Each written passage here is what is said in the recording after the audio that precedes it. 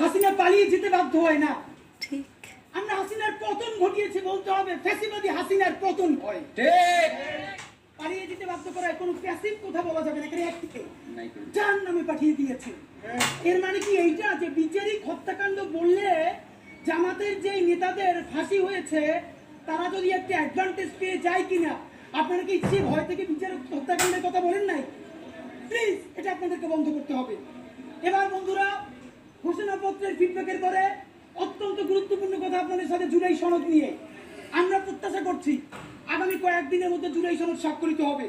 Number 1, এই ঘোষণাপত্রে আপনারা যেরকম ভুজুং বাজুং দিয়ে জাতিকে বুঝাইছেন, আপনারা এই জুলাই সনদে সর্বশেষ বলেছেন আমার হাতে প্রধান উপদেষ্টা মহোদয় 5ই আগস্ট একটি দীর্ঘ বক্তৃতা করেছেন। এই বক্তৃতার পুরো কপি আছে। এই বক্তৃতা অনুযায়ী উনি বলেছেন শীঘ্রই জুলাই সনদ বাস্তবায়ন হবে। এই জুলাই সনদের জন্য 19টা মৌলিক সংস্কারে সবাই ঐক্যমত্য পোষণ করেছে। এরপরে যে কথাটা আর বলা হয় না, এই 19টা ঐক্যমত্যের মধ্যে বিএনপি বলেছে তার মধ্যে 10টাই তারা নোট অফ ডিসেন্ট দিয়েছে। তো নোট অফ ডিসেন্ট কি? নোট অফ ডিসেন্ট হলো আপাত দৃষ্টিতে আমি এটা মাইনে নিলাম, কিন্তু আমি আসলে এটার সাথে একমত না। তাহলে বিএনপি এই 19টার মধ্যে যেই 10টা নোট অফ ডিসেন্ট দিছে সেই 10টাই তো মোস্ট সিগনিফিকেন্ট জায়গা। ঠিক। তাহলে বিএনপি সরকার গঠন করার পরে এই একটাও যদি বাস্তবায়ন না করে তাহলে আমরা কেমনে বিএনপি সকলের মনের কথা বলে দিলে রে বাজান, আল্লাহ তোরে ভালো রাখুক। বলবে কেন ভাই? আমি তো বলেই দিয়েছি চাকর করার সময় আরেকটা বিভিন্ন বিপদ আছে, এখন আমি এটা পারতেছি না বাস্তবতায়। মজার ব্যাপার বলি, সরকারের কয়েকজনকে জিজ্ঞেস করেছি বলেন তো 19টা মৌলিক সংস্কারের মধ্যে আপনাদের কাছে একটা মোস্ট সিগনিফিকেন্ট কোনটা? তারা বলেছে সংসদের উচ্চকক্ষে পিআর ব্যবস্থা আনুপাতিক হারে।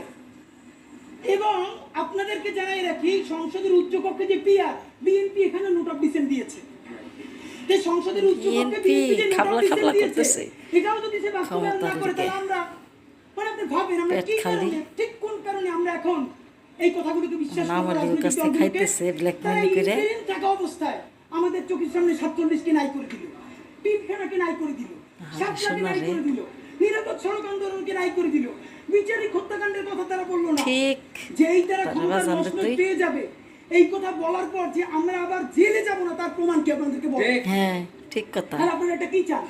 ডক্টর ইউনূস সাহেব, নাম্বার 2 আপনাকে বলতে চাই আইনি বাধ্যবাধকতা আমাদেরকে অন্তত 20 জন শহীদ পরিবার বলেছে।